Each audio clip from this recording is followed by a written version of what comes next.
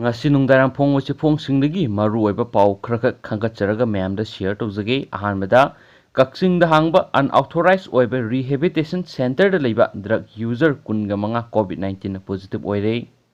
Manipur Sarkar ki Social Welfare Department ki ayaba yaudana unauthorized oina Kakching district ki manungsana Kakching makha lekai da salairamba rehabilitation center da leiba drug user ama COVID-19 positive oire haina pausi asina thigalaba matungda Sarkar amasum leiba miyamda khangankiba matungda Hauju rehabilitation center asida lairamba drug user kunga manga amasu nauna COVID-19 positive oire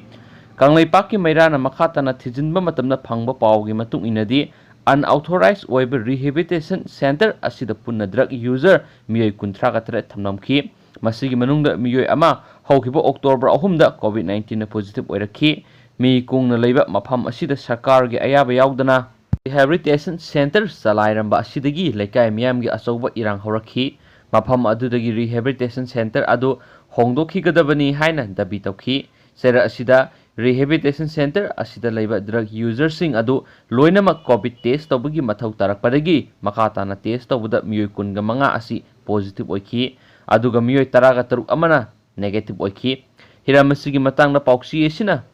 Kakching district ki chief medical officer in charge oina puriba Dr. Kiran ge wari sanaba matamda phongdorakhibadi unauthorized oina run toramba rehabilitation center asida leramba miyoi kunga mathoi positive oire haibasi sumle adobo haujik luribadi positive oiraba miyoi sing asi Kakching district ta hangliba covid care center asida thampham leitabagi awaba ama mayoknare masi konabagi damakta rehabilitation center adu cantonment zone oina Kakching district magistrate na laukthok matungda center adu covid care center onthok positive oiraba miyoi kunga mathoi adu thamlaga makhatana ana layengmagi thabak chatharagani hainasu okhi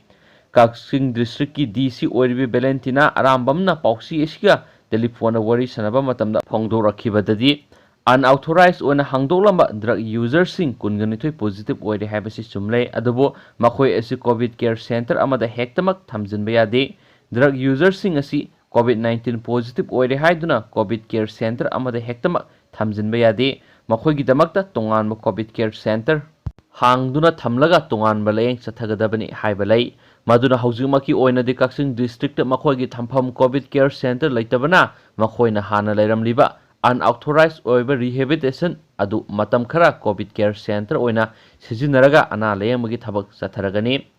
DC na makhatana phungdokibadi positive oiraba drug users sing asi rehabilitation center aduda thamba yaroi haina lebak miyam irang horaglibasi wakhal taminanaba ngasi laikai gi luchingba singa DC office ta wari sanaragani drug users sing asi gi layeng pham leitabagi awaba amadi tongana layeng bagi thabak paikhatnaba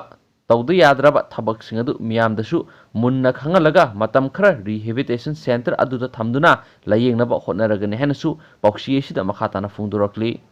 Atopa pawa manamo pandemic manungda film namnabagi SOP semkhre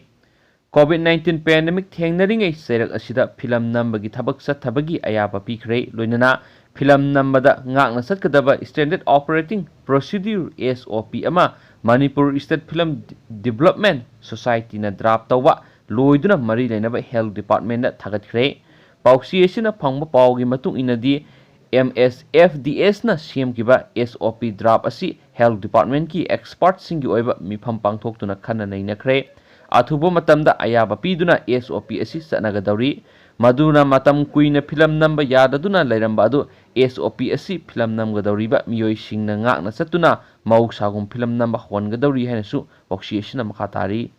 atopa paw manamo kendra ahumgisu sairakki mikhalsu November 3 ta pangthoknaba matam lepkhre Manipur gi oina Manipur Legislative Assembly gi sit 12 hangdun lairiba asigi manungda Election Commission of India na lilong amadi wangjing tenta kendra anigi sairakki mikhal November 3 ta pangthoknaba matam lepkhraba matungda kunganithoi wangoi yangkhai mathoi saitu SD amadi humpu singat SD gi sairakki mikhal su November 3 ta pangthoknaba matam leple haina Election Commission of India gi Senior Principal Secretary Stranjo Yolung na ngasi thopa serol amana khangalakli sairakki mikhal pangthokkodariba asi punna kendra manga sure kendra ahum asigi sairakki mikhal pangthoknabagi gazette notification matamna October 10 da thokani nomination na October 10 scrutiny tawbana October 12 aduga mirepsi lauthokpagi matamna October 13 ni mikhalna November 3 thangja numita pangthokani bot masing thibana November 10 da mikhal gi thabak loisinbana November 10 ga nithoi da oigani hainasu pauksi sina makhatana phongdorakli atopa pau khara namuk laimakhong singmang da kanglup ani gi marakta ungkhatnabadagi CRPC gi section 194 thamjinkhre kaunu lairembi gi laisang sakhra thukairam lei Imphal West District ki Sekmai Kendra gi manung sana leiba laimakhong singmang gi mafam singda lairiba kanglup ani gi angang masel khatnarakpagi wahaudagi sakthorakpadagi kanglup ani gi marakta yamna sauna ungkhatnaduna khut thokna khatnarakpadagi irang laksinabagi damakta district magistrate na CRPC gi section 194 thamjinbaga loinana security gi akanba section thorong gi thabak lokhatpa hokre saira asida laimakhong singmang da leiba kaunu lairembi imagi laisangi saruk khara sakhangdaba miyoi kharana thugairam le hairi pauksi sina phangbo paugi matuk inadi haukiba September 18 nomaijing numita laimakhong singmang laikaida maitai phurupki angang nupa masa kharaga laimakhong bazar dagi kilometer 5 rom changsilaga leiba P molding kara khulkauba kuki beles amagi angang nupa masa kharaga WhatsApp group semnaduna message thanabadagi ungkhatna badu haurakibani loinana kanglup anigi masanupasang group semnaraga khul anigi marakta leiba mafam amada phuna sainabagi thaudok thoki hairi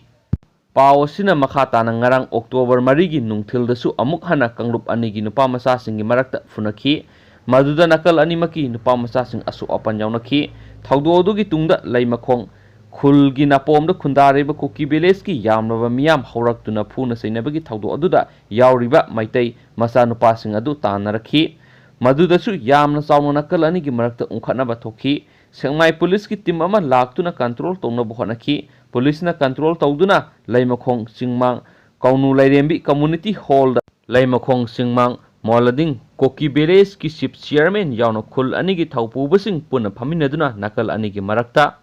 nungsinana hanagum laiminanaba wari sanabaga loinana serol ama ina bohonakhi yasinaba puraktuna yana serol ama sign tawnaba hona ringaida laimakhong area da leiba TH Evenigar village tagi lahihing songloi kaubi nupi amana yana serol adu inaba yaroi haibigi mawongda laimakhong singmangi maitai nupi amada khutpakna thaba horakpadagi nakal anigi marakta irang horakhi miyamgi irang asi police ki kangbuna control tokhi masigi makhada mari lainaba district magistrate na CRPC gi section 194 thamduna ahenba security ngak senbagi thabak paikhatkhre adubu nakal animakta hauzik tension wangna lainari sarkar gi makedigi irang adu control tongnaba yamna kana hotnari henasu pauksi isina makhatana phungdorakli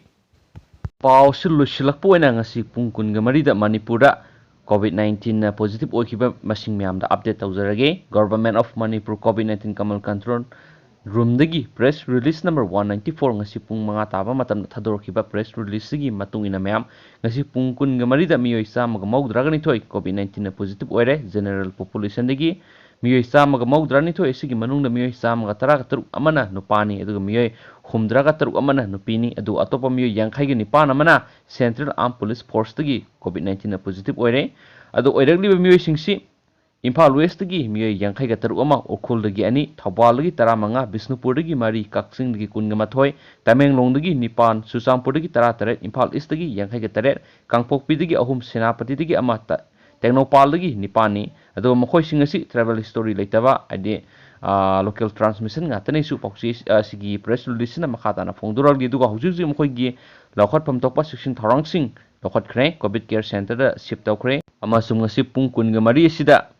positive oiduna Manipur mi UMSC khirai marksi nupani marksai khumpu sure marksi Imphal West tagini aduga Jenims ta laikhitabani hari aduga apunba laikhidaba miyoi masingna humdraga manga sure aduga pharakpadagi discharge tawkiba apunba masingna ngasi gi oiba pungkun ga mari da miyoi sam kun ga mapan hainsu press release na makhatana phongdorali aduga mayam hore pung mapan makhai da moksungi soidana ana onobu I pausing mayam da update tawjarake haujikoina matang sai lo sinjarage and thank you